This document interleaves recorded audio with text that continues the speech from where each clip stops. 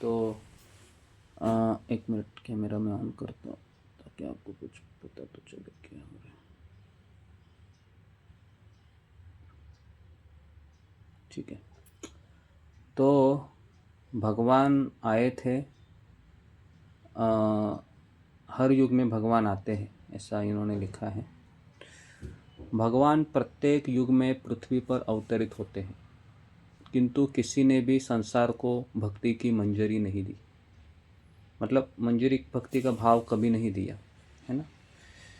तो जब भी भगवान आए तो भगवान ने वैकुंठ का भक्ति सबको प्रदान किया, लेकिन भगवान ने कभी गोलोक वृंदावन का भक्ति, और वो भी राधा रानी का जो निकट में जो मंजरियाँ होती है, जिनको सखी कहते हैं या फिर सहचरी भी कहते हैं, दासी कहते हैं राधा रानी की, तो ये भाव केवल चैतन्य महाप्रभु ने ही दिया। तो इसलिए एक श्लोक आता है, अनार्पित चरित चिरत, अनार्पित चरित चिरत। तो मंजरी भक्ति है, ये भाव चैतन्य महाप्रभु द्वारा ही दिया जाता है, और किसी को ये अधिकार नहीं है भगवान के कोई भी अवतार को कि वह इस भाव को प्रदान कर सके। जी, तो प्रेम भक्ति का भाव चैतन्य महाप्रभु में पहले से विद्यमान था,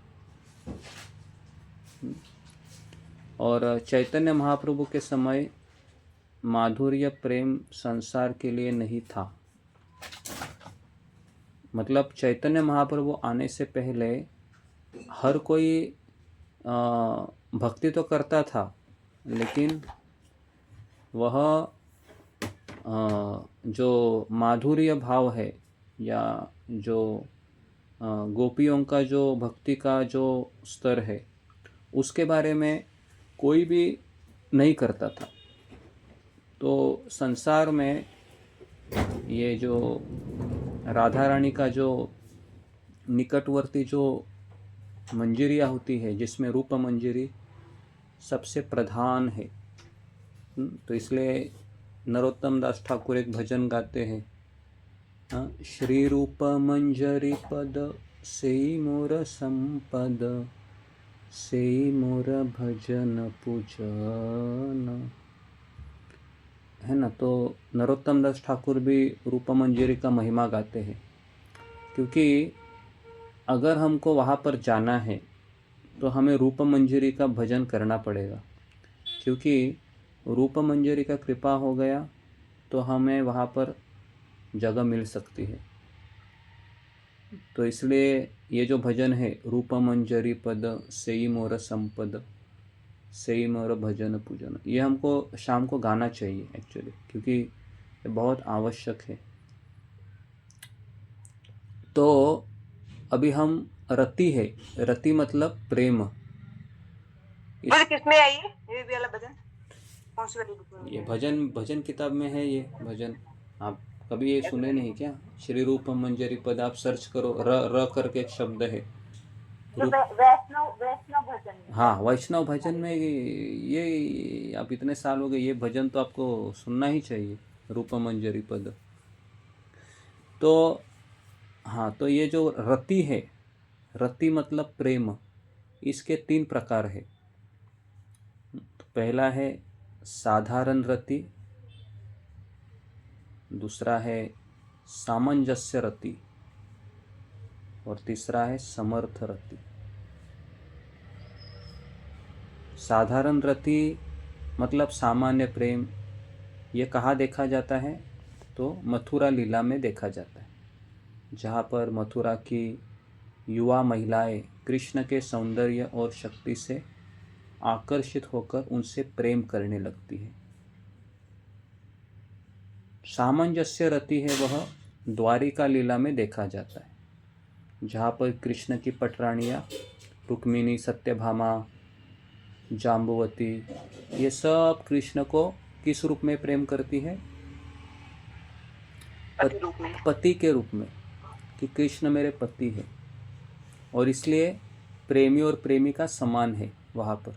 इसके लिए कहते हैं सामंजस्य रति, मतलब क्योंकि पति पत्नी दोनों में एक दूसरे को चिल्लाने का भी अधिकार होता है, थोड़ा सा अलग मूड रहता है सामंजस्य रति में। और तीसरा है समर्थ रति, ये वृंदावन लीला में देखा जाता है। तो समर्थ रति में क्या होता है कि कृष्ण को पूरी तरीके से वश में करते हैं। सामान्य प्रेम में कृष्ण उनको वश में करते हैं मथुरा लीला में, बराबर है। और द्वारिका लीला में वह कृष्ण भी उनके वश में हो जाते हैं और दोनों समान होते हैं। कृष्ण भी, मतलब दोनों इक्वल। और तीसरा है समर्थ रति में क्या होता है कि कृष्ण को वो वश में कर लेते हैं, जैसे वृंदावन की गोपियाँ। समझ में आया? प्रेम का 3 स्तर। ठीक है। कृष्ण सुखी का तात्पर्यमयी सेवा, कृष्ण सुखी का तात्पर्यमयी सेवा। तो जहाँ एकमात्र इरादा कृष्ण को प्रसन्न करना है, जहाँ प्रेमी पूरी तरीके से व्यक्तिगत सुख की इच्छा से रहित है, जहाँ मंजरी केवल युगल किशोर को प्रसन्न करने के खुश होती है, उस प्रेम को समर्थ रति कहा जाता है। ठीक है। तो समर्थ रति मतलब कि युगल किशोर मतलब राधा कृष्ण, है ना। जैसे नरोत्तम दास ठाकुर गाते हैं ना, राधा कृष्ण प्राण मोर युगल किशोर, है ना। तो ये हमारे आचार्य है नरोत्तम दास ठाकुर, ये समर्थ रति के उदाहरण है, क्योंकि वह अपने व्यक्तिगत सुख की इच्छा नहीं करते हैं। और जैसे हमारे सारे आचार्य, रूप गोस्वामी, सनातन गोस्वामी, रघुनाथ दास गोस्वामी, रघुनाथ भट्ट गोस्वामी, ये सब समर्थ रति के उदाहरण हैं। सभी गोपियों का प्रेम समर्थ रति है, लेकिन प्रेम की मंजरी की मनोदशा है वो समर्थ रति से भी ऊंचा है। अभी आपको समझ में आ रहा है? जो वृंदावन की गोपियाँ है वो समर्थ रति में फिट होती है, लेकिन जो मंजरी भाव है वह समर्थ रति की परमोच्च दशा है। समझ में आया? ये नहीं आया? तो मुझे आ गया। हाँ। क्या कहते हैं, गोपियां सबसे जो वो है समर्थ रहती है, पर जो मंजरी भाव है वो इनसे भी ऊपर है। हाँ, वो इससे ऊपर, मतलब समर्थ रति की परमोच्च सीमा है, मतलब सबसे ऊंची सीमा। क्योंकि सबसे ऊपर वो हाँ, वो है समर्थ रति, मंजरी भाव है। हाँ, समर्थ रति में गोपियाँ भी आती है, मंजरियाँ भी आती है, लेकिन मंजरी भाव है ये गोपियों से ऊंचा है, ऐसा कह रहा हूँ मैं। ठीक है। तो अभी सर्वोच्च पूर्णता है जिसे भाव उल्लास रति इसको कहते हैं। भाव उल्लास जिसको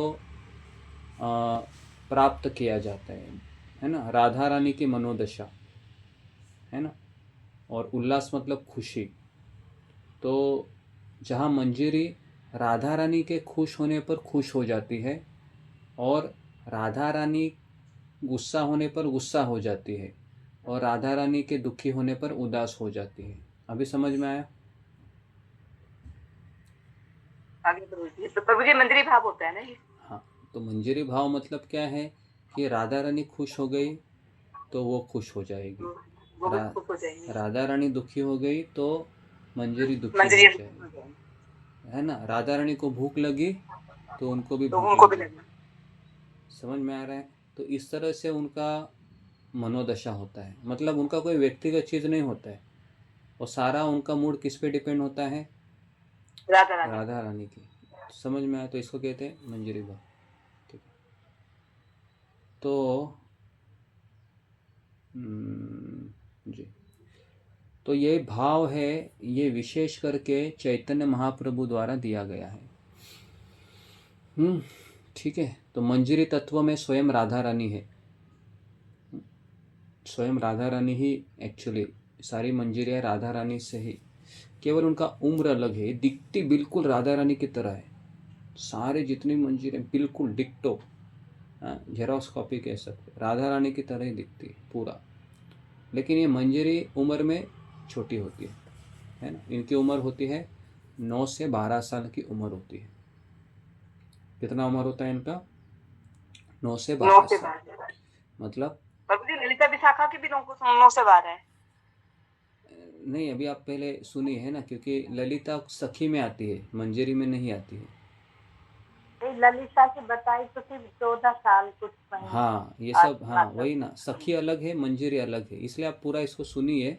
मैं बताने जा रहा हूँ अभी, ताकि आपको ये सारा चीज़ समझ में आएगा, है ना। ये मैंने पहले भी बताया था ना ये। मुझे लगता है दीपावली में मैंने एक बार लिया था इसको, बताया था, दिवाली के बताया। बाद लिया था मैंने इसको। तो ये हम वापस शाम को मैं रिपीट करूँगा और अच्छे से। तो देखिए, अभी मंजरी है वो छोटी उम्र की है। तो आपको मैं बताऊँ एक बार, विश्वनाथ चक्रवर्ती ठाकुर है, उनके पीछे कुछ लोग लगे थे, है ना। तो उनका पीछा करते करते विश्वनाथ चक्रवर्ती ठाकुर वो कुसुम सरोवर जाते हैं। और जैसे कुसुम सरोवर जाते हैं तो उनका रूप बदल जाता है और एक 9 साल की लड़की हो जाते हैं वो। और वहाँ पर वो फूल चुनने के लिए रहती है। तो ये जो उनको पीछा करने वाले लोग रहते हैं उनको पूछते हैं कि आपने एक व्यक्ति को देखा क्या यहाँ से जाते हुए? तो कहते हैं मैंने नहीं देखा। तो उसके बाद उन्होंने देखा कि वो जो लड़की थी 9 साल की, वही विश्वनाथ चक्रवर्ती ठाकुर बहे। तो उनको उसमें दिखाई दिया और बाद में फिर वो उनको शरण आ गए। उनको पता चला कि ये मंजरी है, ये साधारण व्यक्ति नहीं है। तो इस तरह से फिर वो लोग उनके शिष्य बन गए। तो ऐसे काफ़ी उदाहरण है, जितने भी हमारे आचार्य है ना। जैसे विश्वनाथ चक्रवर्ती ठाकुर का जो स्वरूप है वह फूल चुनने वाली एक लड़की है, राधा रानी के लिए फूल चुनती है वो कुसुम सरोवर में, जो भी वृंदावन के वन में। तो उनका उम्र 10 साल 11 साल ऐसा होता है। मतलब आप अंदाज़ा लगा लीजिए, 9 साल की लड़की 4th स्टैंडर्ड में होती है, बराबर है। और 12 साल की उम्र है वो 7 साल की 7th स्टैंडर्ड में होती है। तो अभी आप देखो 7 स्टैंडर्ड की लड़की कितनी मासूम होती है। आपको समझ में आ रहा है क्या इस चीज़ को?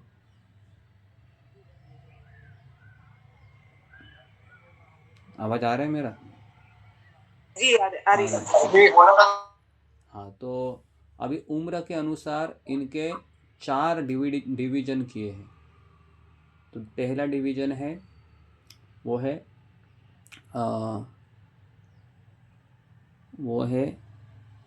सखी, ओके, ब्याह संधि। ब्याह संधि ब्याह संधि, नव यौवन, व्यक्त यौवन, पूर्ण यौवन। सॉरी, 3 ही वर्गीकरण है।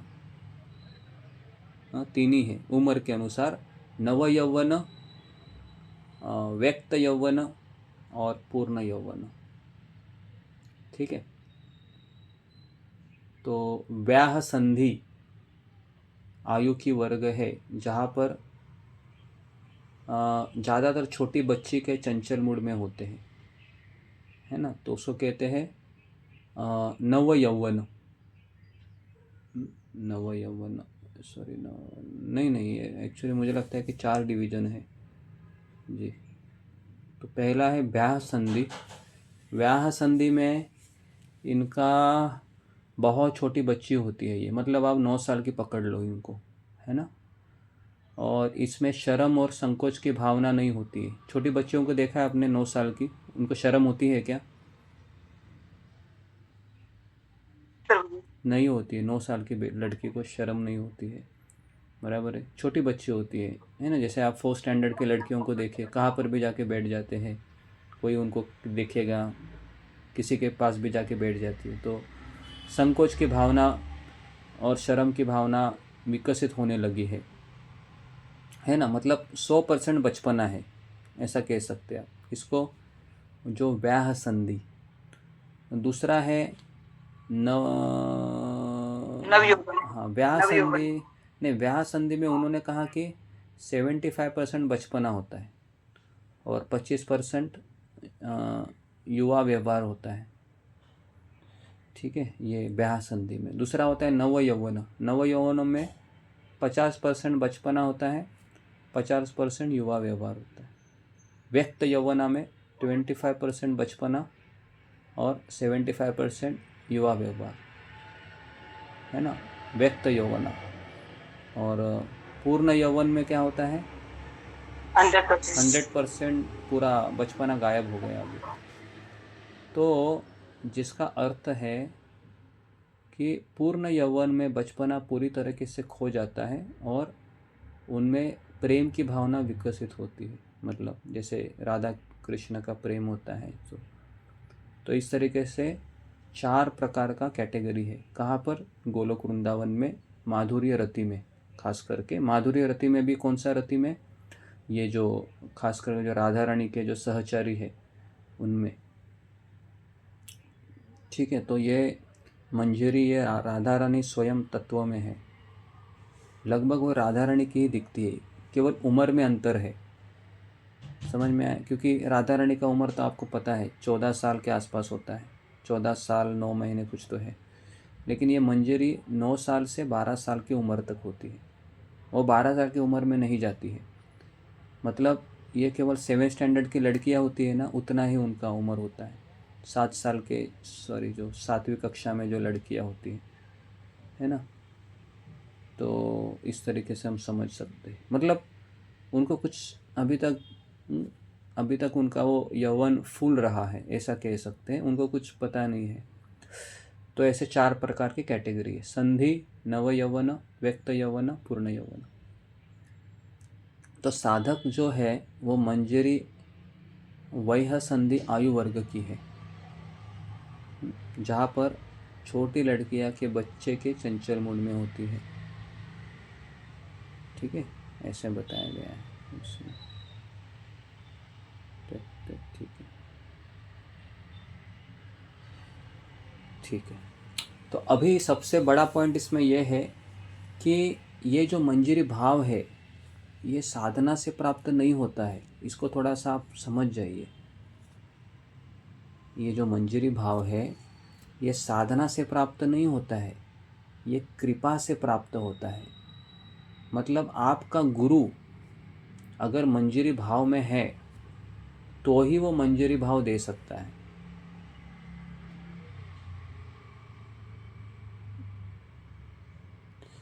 तो इस मंजरी भाव को साधक अपने गुरुदेव से इस स्वरूप को प्राप्त करता है, ये साधना से प्राप्त नहीं होता है। तो इसलिए हमको ऐसा गुरु ढूंढना चाहिए अगर इस भाव में प्रवेश करना है। तो आपका गुरु भी इसी स्तर का होना चाहिए। जैसे वृंदावन के विनोद बाबा है, तो विनोद बाबा का अगर आप देखोगे तो वो प्रवचन देते समय भी उनको मंजरी की तरह सजाते हैं। देखा है आपने उनको? वो हाँ जी, देखा प्रभु जी मैंने। पीछे वो ऐसे जैसे लेडीज लोग कैसे वो गजरा गजरा लगाते हैं हाँ वो पीछे ना, ऐसे, फूलों का। हाँ फूलों का हाँ गजरा जी। लगाते हैं और उनका सारा चीज़ एकदम लेडीज़ की तरह होता है। वो घूंघट भी लेते हैं कभी कभी, देखो आप, लाल कलर का या नीला कलर का ऐसे घूंघट लेते हैं थोड़ा सा, है ना। लेकिन वो कभी प्रदर्शन नहीं करते, वो जस्ट एक बाहरी तरीके से, मैंने कभी देखा नहीं उनको, बस उनके आंखों से आंसू आते हैं, लेकिन वो कभी ऐसे कभी वो प्रदर्शन नहीं किया आज तक कभी उन्होंने किसी भी चीज़ का। बस वो बाहरी रूप से वो दिखाते, लेकिन वो आंतरिक रूप से वो है, वो स्वयं मंजरी है वो, क्योंकि उनमें वो सारे लक्षण काफ़ी लोगों ने देखे हैं। तो अगर आप उनको अगर गुरु बनाते हैं, है ना, लेकिन वो पहले तो दीक्षा ही नहीं देते हैं, है ना, और वो स्वयं कहते हैं मैं किसी गुरु नहीं हूँ, लेकिन वो तो उनकी विनम्रता होती है। लेकिन अगर हम उनको अगर कोई फॉलो करता है ना, जैसे काफ़ी लोग हैं मैंने देखा है उनके बहुत सारे फॉलोअर हैं, जैसे उसका जो नाम भूल गया मैं, जो बड़ी कथाकार है वो भी उन्हीं के शिष्य हैं और उन्हीं की तरह प्रवचन देती है, नाम मुझे याद नहीं आ रही है, जिनका पति का नाम माधव है और उनका भी शादी उन्होंने ही कराया। तो वो स्वयं उसी भाव में प्रवचन देती है और वो भी कभी कभी रोती है। नाम भूल गया मैं, क्योंकि मैं उतना उसको चित्रलेखा प्रभु जी। हाँ चित्रलेखा, हाँ चित्रलेखा, चित्रलेखा। हाँ चित्रलेखा, जी जी, चित्रलेखा माता जी। तो ये उन्हीं की शिष्य है और सेम मूड है उनका भी, देखा है मैंने। अभी ये लोग हैं, ये सब लोग उसी स्तर पर जाएंगे, कहाँ पर मंजरी भाव को प्राप्त करेंगे। अभी हमारे आंदोलन में कैसा है ना, इसको खुलकर नहीं किया जाता है ना। हमारे आंदोलन में भी ये चीज़ है, लेकिन इस्कॉन में मैंने कभी देखा नहीं इस चीज़ को, क्योंकि हम सब वही लोग वैदी भक्ति पे ज़्यादा जोर देते हैं, क्योंकि प्रभुपाद जी ने भी इसके बारे में इतना नहीं कहा। लेकिन गौड़ीय मठ में अगर आप जाओगे तो गौड़ीय मठ में इसकी खुलेआम चर्चा होती है मंजरी भाव की। ठीक है, तो जी, तो इस तरीके से ये हमको पता चला है कि मंजरी भाव ये साधना से प्राप्त नहीं होता है, हमको वैसा गुरु धारण करना पड़ेगा। तो और उस गुरु की सेवा करने से हमें वो स्वरूप प्राप्त होगा। कौन सा? मंजरी भाव। ठीक है, हाँ, तो इस तरह से बताया जाता है। अभी ये बहुत हाई लेवल का विषय, इसके लिए मैं कभी लेता नहीं इसको, लेकिन हम तो एक्चुअली हमारा दिमाग ही पता नहीं कहाँ रहता है। अभी हम इस भाव को कैसे समझे, बराबर के नहीं? हमारा चिंतन कहाँ होता है? हमारा चिंतन कभी ऐसा होता है क्या, सनातन गोस्वामी, रूप गोस्वामी कैसे सेवा करते होंगे? कभी हमारा 2 मिनट भी ध्यान होता है क्या ऐसे आंखें बंद करके? नहीं होता है ना। नहीं होता प्रभु जी, कभी नहीं होता। तो इसलिए ये भले ही हम सुन रहे हैं, लेकिन हम कोसों कोसों कोसों इनसे दूर है। कोसों क्या, कहीं पर भी नहीं है। तो ये भाव, लेकिन ये भाव प्राप्त होने के लिए हमारे पास बहुत सारे जरिए हैं, ऐसा नहीं है। तो शिला प्रभुपाद ने, हरे कृष्ण प्रभु जी, भाव अच्छे लगते हैं पर ये हाँ, सुनने में अच्छे लगते हैं ये भाव मंजरी जी। सुनने में अच्छे लगते हैं क्योंकि नया टॉपिक है ना माता जी, नया टॉपिक तो अच्छा ही लगता है, और थोड़ा सा समझ में आता है कि क्या हलचल होती है गोलोक वृंदावन में। बराबर, हम गोलोक गोलोक गोलोक सुनते रहते, लेकिन वहाँ पर हलचल क्या होती है, तो हलचल जब सुनने में आती है तो मज़ा आता है फिर सुनने को। हाँ, बताइए, थोड़ा बताइए, सुनाइए। लेकिन यहाँ पर जो लिखा है ना कि मंजरी का खुद का कोई स्वरूप ही नहीं होता है, खुद का कोई, उनका कोई खुद का भाव ही नहीं है। आप समझ में रहे हो? मतलब उनको भूख भी नहीं लगती, प्यास भी नहीं लगती। उनका भूख और प्यास किस पे डिपेंड होता है? तो राधा रानी के ऊपर डिपेंड होता है। अगर राधा रानी भूखी रही कृष्ण की विरह में, तो ये लोग भी खाना नहीं खाते हैं। समझ में आ रहा है आपको?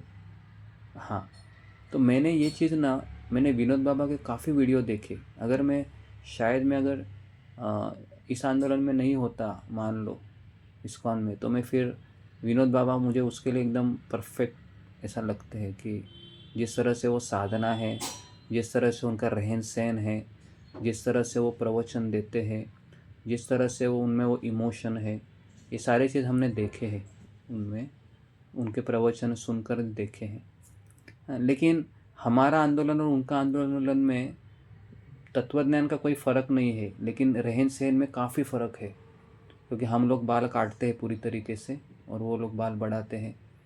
और उनके साधना में व्यक्तिगत वो भजनानंदी है ज़्यादा। भजनानंदी मतलब वो भजन करने में ही आनंद है, और हमारा गोष्ठानंदी है। हम लोग प्रचार में ज़्यादा होते हैं, है ना। तो हाँ, लेकिन अगर किसी के पास ऑप्शन है, जिसने गुरु किया नहीं है, तो फिर हमारे आंदोलन में तो काफ़ी हमारे गुरु को तो संग नहीं मिलता है। लेकिन विनोद बाबा का गुरु करने से उनके डायरेक्ट प्रवचन आप सुन सकते हैं, उनके साथ आप रह सकते हैं, उनके साथ परिक्रमा कर सकते हैं, है ना, और उनके साथ आप व्यक्तिगत रूप से मिल भी सकते हैं, है ना, अगर आप थोड़ा प्रयास करोगे तो। जी, इतना सुविधा है। इसलिए गुरु भी ऐसा ही करना चाहिए जिनसे हम बात कर सके, मतलब, और अपना हालचाल पूछ सके, तो वो सबसे बेस्ट होता है। नहीं तो हरे कृष्ण प्रभु जी, एक माता जी आती है गौशाला में ना, वो मेरे को टकराती है, तो वो है विनोद बाबा की शिष्या। तो वो भी निर्जल ही रहती है, जैसे विनोद बाबा निर्जल रहते हैं ना। हाँ, ऐसे एकांत में रहने वाले का अंतःकरण शुद्धि हुआ होता है ना। तो इसलिए मैंने एक चीज़ देखा कि हमारे आंदोलन में इतनी फास्ट प्रगति नहीं हो पाती है, क्योंकि माहौल वैसा नहीं होता है। लेकिन आप विनोद बाबा के संग में आप रहोगे 1 महीना, 2 महीना, 3 महीना, 6 महीना, 1 साल, तो आप तुरंत उनकी तरह हो जाएंगे ऐसा, क्योंकि उनका बहुत शक्ति बहुत बड़ा है। शुद्ध भक्त है वो, और वो साक्षात मंजरी स्वरूप है, ऐसा है जो भी है। लेकिन हमें ऐसा कभी कहा नहीं है कि हम वहाँ जा नहीं सकते, हम जा सकते हैं, ऐसा नहीं है। वहाँ पर जाने से ऐसा नहीं कि हाँ कोई गुरु अपराध लगेगा, लेकिन इतना समझ में आना चाहिए, मैंने जो गले में मंगलसूत्र डाला है वो इस्कॉन का डाला है समझ में आ रहा है क्या? हाँ, मैंने जो गले में मंगलसूत्र डाला है, मंगलसूत्र समझते हो ना, जो हमने दीक्षा लिया है अभी, तो फिर हम वो बदल नहीं सकते अभी, वो अभी हमारा फिक्स हो गया। लेकिन हम किसी से सुनने तो जा ही सकते हैं, है ना। तो वो हमको उतना तो रहता है, क्योंकि काफ़ी लोग, मैंने बड़े बड़े सन्यासी को भी देखा है कि वो विनोद बाबा जी के पास जाते। मेरे स्वयं गुरु महाराज राधानाथ स्वामी महाराज भी, उनके पास काफ़ी उनके वीडियो है। उसके बाद मैंने नव योगेंद्र महाराज के भी देखे हैं, उसके बाद क्या भगवान के प्रभु कृपा है ना इंद्रद्युम्न महाराज के भी देखे हैं। फिर करें। मैंने हरे कृष्णा प्रभु जी आज्ञा दीजिए, प्रभु जी अब निकल रहे हाँ हैं। ठीक है, हरे कृष्ण जी। आप प्रार्थना करिए प्रभु यात्रा सफल हो फिर। हरे जी जी कृष्णा जी प्रभु जी जी दंडवत प्रणाम, प्रभु सभी भक्तों को दंडवत प्रणाम। जी, हरे अच्छे कृष्णा से जाइए, अच्छे से, ठीक है। तो हाँ, तो मैं कह रहा था कि हाँ, तो ये सब चीज़ें हैं ना, ये सब, क्योंकि देखो ये सब चीज़ें हमें कोई बताएगा नहीं। कभी आपने किसी को बताते हुए सुना है क्या? ये सब चीज़ें मंदिर में, ये सब चीज़ें कोई बोलता नहीं है। और हमारे भी गुरु महाराज है ना, आपसे आपसी में ये चर्चा करते रहते हैं, लेकिन खुलेआम पे व्यासासन पे इसलिए नहीं बोला जाता है क्योंकि हम लोग वैदिक भक्ति को ज़्यादा प्रमोट करते हैं, जैसे इंद्रियों को नियंत्रण करें, मन को नियंत्रण करें, है ना। और हमने आपको कहा कि दो प्रकार के भक्त होते हैं, एक विचार प्रधान और रुचि प्रधान।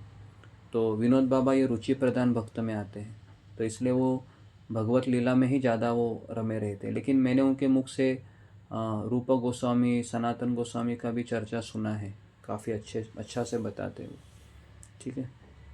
तो मैं आगे बढ़ता हूँ। तो जी, तो ऐसे ऐसे ऐसे साधु मिलना है ना, ये बहुत दुर्लभ है। विनोद बाबा जी की तरह जो एकांत में रहकर भजन करते हैं, और एक बार तो उनके आंखों से आंसू इस तरह से बह रहे थे कि जैसे एक बार वो उसका वर्णन कर रहे थे, किसका, जो सूरज के पहले वो लाली प्रकट होती है ना, तो वो होता है भाव का लक्षण बता रहे थे। तो उस केस में वो एकदम फुट फुट कर रोने लगे कि कब प्रभु आप आएंगे हमें ले जाने के लिए, ऐसे, और एकदम छोटे बच्चे की तरह रो रहे थे।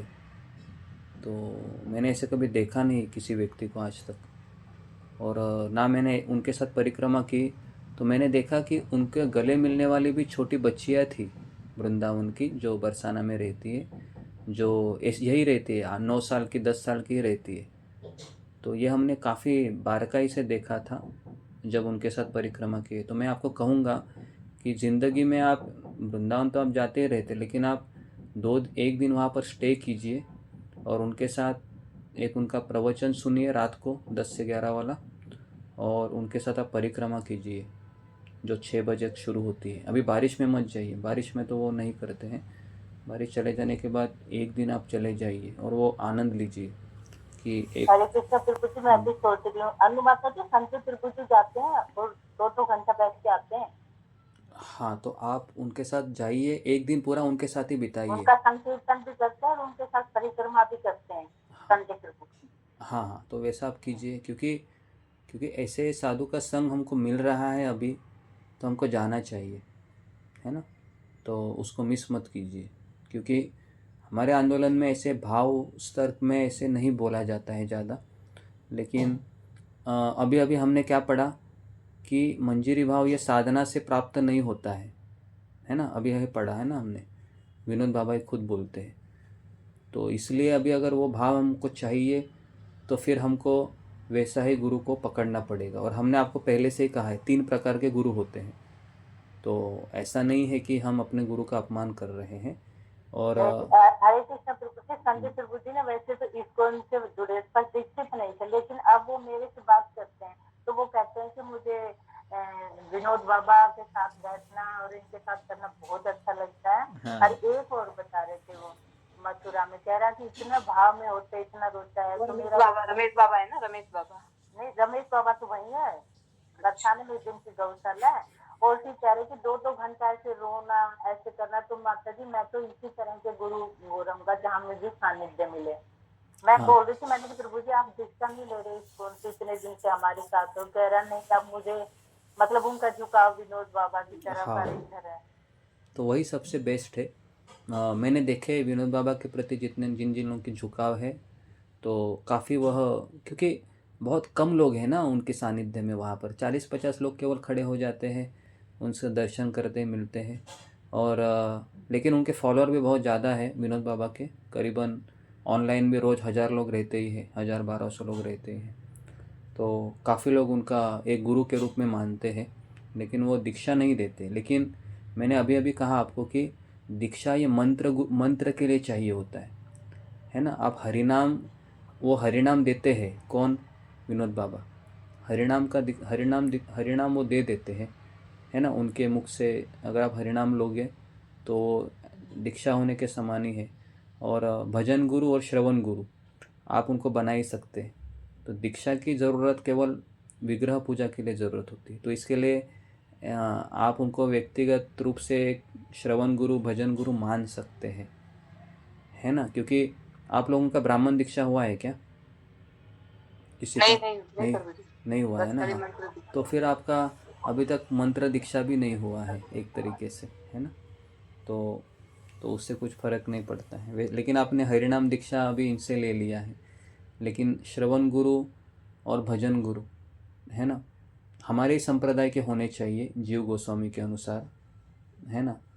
हाँ, लेकिन जैसे कि अगर मंजरी भाव को प्राप्त करना है तो फिर उसके लिए फिर आपको वैसा ही गुरु चाहिए जैसे ये विनोद बाबा जी है। विनोद बाबा जी है ये सबसे मैंने इस्कॉन के लोगों को भी जाते हुए देखा है उनके पास, ऐसा नहीं है। तो इसमें कोई प्रॉब्लम नहीं है कि अगर सन्यासी गुरु जाते हैं हमारी संस्था के उनके पास, तो फिर हमें जाने में कुछ प्रॉब्लम नहीं है, ऐसा मैं समझता हूँ। क्योंकि मैंने काफ़ी सन्यासियों को जाते हुए देखा है, उनके साथ उनके काफ़ी वीडियो है। और वो भी अमेरिकन गुरु के भी है। इंद्रदुम्न महाराज का भी उनके साथ वीडियो है। एक बार इंद्रदुम्न स्वामी महाराज अमेरिका जा रहे थे तो उनसे मिलने गए, कहा कि आप मुझे परमिशन दीजिए कि मैं जा रहा हूँ, है ना। तो इस तरीके से वो भी उनको देखते हैं, है ना। तो इसमें कुछ प्रॉब्लम नहीं है, इससे कुछ गुरु अपराध नहीं बनता है। मुझे नहीं लगता इसमें कोई गुरु अपराध है कि अगर आप किसी महापुरुष को आप श्रवण गुरु मानते हैं तो उसमें कुछ इशू नहीं है भले। लेकिन वो हमारे ही संप्रदाय का है। उनका संप्रदाय नित्यानंद वंशी संप्रदाय है और उनका थोड़ा सा विधि अलग है क्योंकि वो भजनानंदी है। लेकिन वो हरे कृष्ण महामंत्र का ही जाप करते हैं और रूपा गोस्वामी, सनातन गोस्वामी को ही फॉलो करते हैं। और वो एक बार वो राधा माधव में भी आए थे मायापुर में, वो भी वीडियो है यूट्यूब में, उसको भी आप देख सकते हैं। तो इसलिए ये जो टॉपिक है, लेकिन ये टॉपिक हम 100-200 लोगों को नहीं बोल सकते। आप 4-5 लोग हैं, 8-10 लोगों के बीच हम ये बोल सकते हैं, क्योंकि इससे फिर काफ़ी चीज़ें तफावत होती है। क्योंकि हमारी एक संस्था है और संस्था में वही चीज़ बोलना चाहिए जो सिलेबस में है। लेकिन अगर आपको भाव भक्ति में जाना है, प्रेम भक्ति में, तो फिर हमको संस्था के हट के भी कुछ चीज़ें हमको पढ़नी चाहिए जो हमारे आंदोलन में आचार्यों ने दी है। जैसे विनोद बाबा जी कहते हैं कि मंजरी भाव। देखिए विनोद बाबा को तो सभी मानते हैं, ब्रज के भी जो बहुत पुराने हैं वो भी विनोद बाबा के वहाँ जाते हैं। जैसे राजेंद्र मूल प्रसाद ये भी जाते हैं, मोस्टली सब जाते हैं। हाँ, जाते हैं, बराबर। मैं इन दोनों को नहीं जानता हूँ ज़्यादा, राजेंद्र प्रसाद और इनको, रमेश बाबा को। लेकिन मैं विनोद बाबा को देखा है और सुना है, तो उनसे मैं काफ़ी सहमत हूँ इन चीज़ों में। ठीक है, तो अगर हमको मंजरी स्वरूप में युगल किशोर की सेवा का चिंतन करता है तो धीरे धीरे धीरे इस शरीर को एक सांसारिक पहचान समाप्त हो जाती है। इसके लिए इसका एक विधि है, जैसा मैंने आपको बताया था एक बार कि मंजरी भाव का एक विधि है कि साधक स्वयं को मंजरी के रूप में अनुभव करता है। लेकिन वो 24 घंटा वही सुनते रहता है, वो कि मैं मतलब वही कथाएं, वही लीलाएं सुनता रहता है और मैं ये शरीर हूँ, ये भाव क्षीण हो जाता है। और कौन सा भाव उदित होता है? मैं राधा रानी का हूँ और राधा रानी मेरी है, ये भाव प्रबल हो जाता है। इसकी शुरुआत साधक की कल्पना से ही होती है। ये कल्पना करता है, वो धीरे धीरे सोच पे ही होता है ना। जैसे जैसे वह भक्ति पथ पर आगे बढ़ता है, उसे दिव्य लीला और अपने स्वयं के मंजरी स्वरूप के दर्शन होने लगते हैं। जैसे इनको हुआ है विनोद बाबा जी, उनके गुरु महाराज को भी हुआ है, तिनकोड़ी महाराज को। तो धीरे धीरे राधा रानी की कृपा से उसकी चेतना मंजरी स्वरूप के साथ एकाकार हो जाती है फिर, है ना। लेकिन यहाँ पर लिखा है कि ये गुरु से प्राप्त होता है, ऐसा लिखा है ना। तो इसलिए इसको हमको फॉलो करना पड़ेगा, ठीक है। तो ये हो गया, तो ठीक है। तो साधना के दौरान आप जो चिंतन करते हैं भक्ति की पूर्णता पर आपको वही मिलता है। तो मैं आपको एक कहूँगा चीज़, ये मंजरी भाव हमारे संस्था में श्रील प्रभुपाद के एक शिष्य थे जो 2015 के आसपास उन्होंने अपनी संस्था को छोड़कर वो राधा कुंड में रहने लगे। और राधा कुंड में उन्होंने बाबा जी की दीक्षा ले ली और उन्होंने नया नाम धारण किया। अमेरिकन सन्यासी है वो, और उनके काफ़ी फॉलोअर हैं, मैं देखा। और वो मंजरी भाव का ही शिक्षा देते हैं। तो उनका अद्वैत आचार्य का संप्रदाय है, उन्होंने अद्वैत संप्रदाय में दीक्षा लिया, है ना। तो और वो फिर वो राधा कुंड का तिलक लगाते हैं और वह वही चीज़ बोलते हैं। और काफ़ी उनके फिर फॉलोअर हैं, मैंने देखे हैं इससे। क्योंकि हमारी संस्था में वो शिक्षा नहीं दी जाती है, तो कुछ लोगों का कहना है कि हम फिर थोड़ा सा अलग, मतलब हमारे संप्रदाय में काफ़ी वैरायटी है। तो वो वहाँ पर उन्होंने, अभी वो भी प्रभुपाद के शिष्य थे, उन्होंने संन्यास भी लिया था, ऐसा नहीं था। लेकिन हमारे गुरु महाराज को हम देखते हैं कि वो प्रभुपाद से लॉयल है आज तक भी। तो दोनों भी अपने अपनी जगह पर सही है।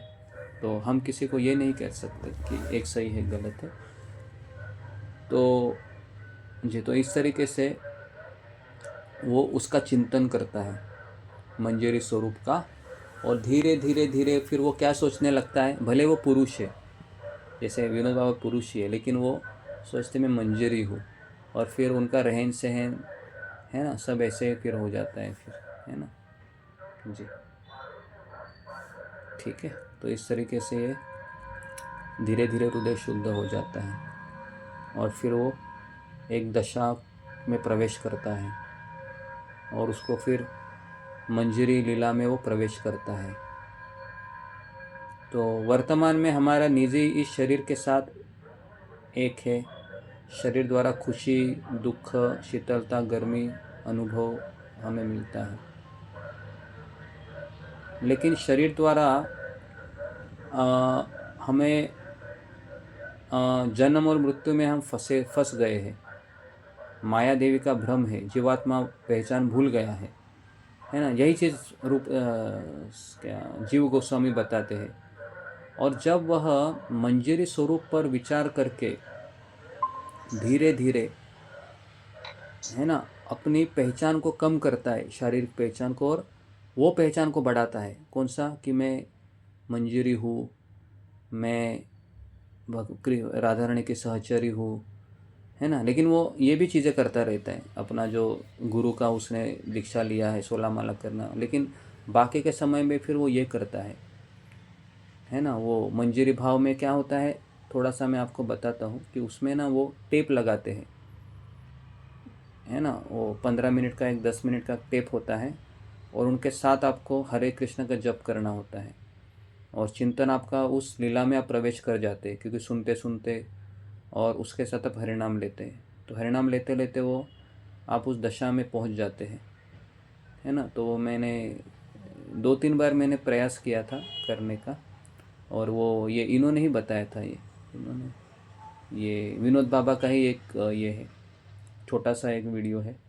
तो वो उसमें कथा बताते हैं राधा रानी का, है ना, और मंजरी का, किस तरह से मंजरी राधा रानी से ये करती है, मतलब सेवाएं करती है ना। तो फिर उस तरीके से वो उस लीला में फिर वो प्रवेश करते हैं मंजरी स्वरूप में, है ना। और साधक को प्रेम की मंजरी ये सच्चे मन से कामना करनी चाहिए। मतलब ऐसा नहीं कि मुझे मेरा बेटा भी चाहिए, मुझे मेरा परिवार भी चाहिए और मुझे मंजरी भी बनना है, ऐसा ऐसा एक काम नहीं करेगा। आपको उसके लिए पूरा मन बनाना पड़ेगा कि अब मैं राधा रानी की हूँ, राधा रानी मेरी है, ऐसा। तो उसमें फिर काफ़ी दिक्कतें भी आ सकती है कि नहीं? क्या लगता है? हाँ, जी प्रभु जी। आ सकते हैं ना। घर वाले से आपको प्रेम नहीं मिलेगा फिर, क्योंकि आप तो राधा रानी की बन गए। तो साधक के हृदय की यह चाह कृपा को आकर्षित करती है कि जब वो कामना करता है तो उसी को लालसा कहते हैं, सच्ची इच्छा। जो कर्म योग, ज्ञान योग, भक्ति योग, साधक को अपना मन राधा कृष्ण को समर्पित करके स्वयं में मानसिक परिवर्तन लाना चाहता है, तो फिर धाम में जाना, साधुओं की संगति करना। इसके लिए साधु भी अलग प्रकार के होते हैं। ये भी हम एक साधु प्रकार कोर्स है, उसमें हम ये भक्ति प्रकार कोर्स ख़त्म होने के बाद वो कोर्स शुरू करेंगे। तो जैसा साधु रहेगा वैसा आपको रस मिलेगा। अगर आपका गुरु महाराज साख्य भाव में है तो फिर आपको साख्य भाव का रस मिलेगा। आपका गुरु महाराज अगर कनिष्ठ अधिकारी है तो फिर आप कनिष्ठ अधिकारी रहोगे। आपके गुरु महाराज अगर उत्तम अधिकारी है तो उत्तम। आपके गुरु महाराज अगर माधुर्य रस में है तो फिर आपको माधुर्य रस में। आपके गुरु महाराज शांत रस में है तो फिर आप शांत। समझ में आ रहा है? तो ये साधु के अलग अलग प्रकार होते हैं। तो इसलिए हमको ऐसा साधु ढूंढना चाहिए जो यहाँ पर लिखा है, सर्वोच्च लेवल है मंजरी भाव। तो ऐसा साधु फिर ढूंढना चाहिए, है ना। तो साधक जितना अधिक राधा कृष्ण का चिंतन करता है उतना ही वह भौतिक संसार और सांसारिक पहचान से विरक्त हो जाता है। तो मुझे एक बार याद है कि मैं जब परिक्रमा कर रहा था उनके साथ, तो एक 50-55 साल की एक माता जी थी। वो उन्हीं के साथ चलती थी ऐसे। और जैसे परिक्रमा ख़त्म हो गई तो फिर वो पीली पोखर में वहाँ पर अकेली रहने चली गई। तो मैंने देखा उनको, बोलते आप, मैंने फिर उनसे बात किया कि मैं अकेली ही रह रही हूँ पिछले 2-3 सालों से इधर ही, और मैं विनोद बाबा जी को ही फॉलो करती हूँ। और लेकिन मेरा खाना पीना मुझे अकेली को करना पड़ता है। तो यहाँ पर जो भंडारा होता है वहाँ पर मैं जाके खाना खा लेती हूँ, और पीली पोखर में यहाँ पर मैं सो जाती हूँ, ऐसा। और वहीं पर रहती है ना। तो प्रभु जी ये इतना आसान नहीं है। वो ये हरदास प्रभु जी की सोसाइटी के ना जो हमारे उनकी साथी भी चली गई है वहीं, राधा रानी के वहीं। और प्रभु जी वो तो मतलब वाइफ वो करके ना वो सहचरी करी, मैं सहचरी भाव में हूँ और सब कुछ छोड़ दी। 2 बेटे हैं और बनिए थे, खूब मकान जायदाद है, सब कुछ छोड़ के बरसाना में ही रहती है। हाँ, बरसाना में रहती है जी। लेकिन एक कुटिया बना के प्रभु जी। हाँ रहते हैं ऐसे।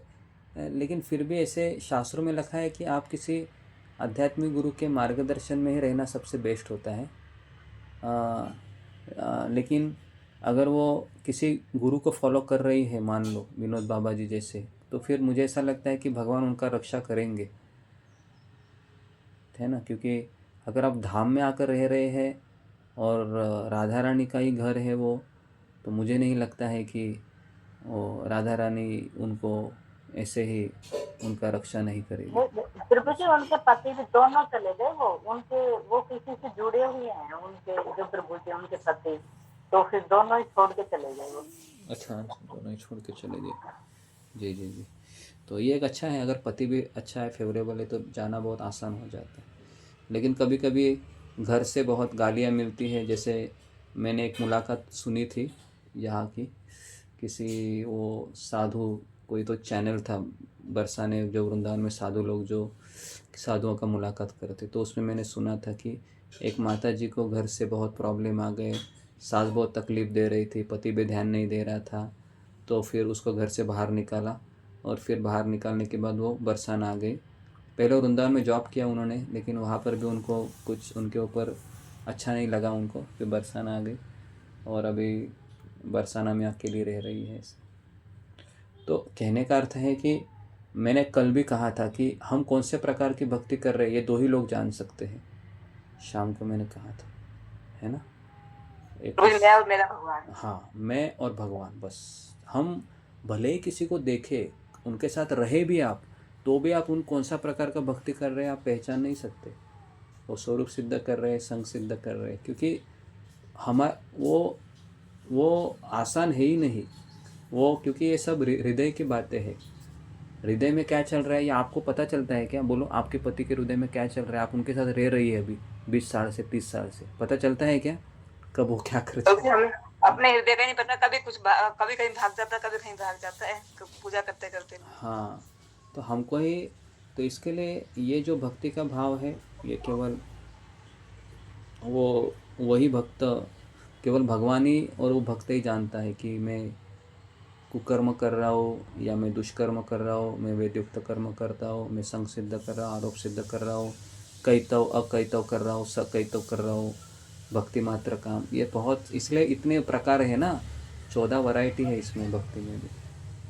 तो हमको ये समझना है कि शाम को मैं इसके ऊपर ज़्यादा प्रकाश डालता हूँ कि किस तरह से ये सखी, इसका एक लीला भी है जिसमें सुनने में बहुत अच्छा लगता है। वो लीला जब राधा रानी और मंजरी का एक लीला है जो विनोद बाबा जी सुनाते हैं, तो उसमें उसको हम सुनेंगे तो हमको ऐसा लगेगा कि कितना अच्छा ये चीज़ है, कितना अच्छा यहाँ पर ऐसे होता रहता है, तो हम फिर उससे आकर्षित हो जाते हैं और फिर हम सोचते हैं कि इतना अच्छा यहाँ पर कथाएं होती है, लीलाएं चलती है, और फिर हम उसका ध्यान करने लगते हैं और फिर ध्यान में हम डूब जाते हैं, और इस तरीके से फिर हम अपने आप को वो राधा रानी का एक मंजरी भाव को प्राप्त, तो ये सब चीज़ें है ना। लेकिन ये सब चीज़ें हैं, ये तभी हो सकती है जब हमको ये रूप मंजरी और ये सनातन गोस्वामी जो विलास मंजरी है, तो इनका भी हम कथा हमको सुनना चाहिए कभी कभी।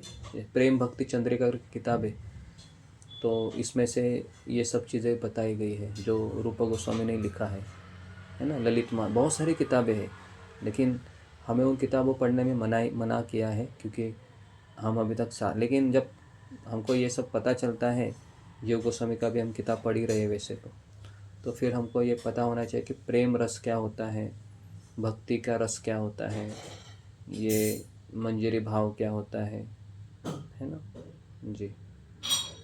ठीक है, तो यहाँ पर हम रुकते हैं।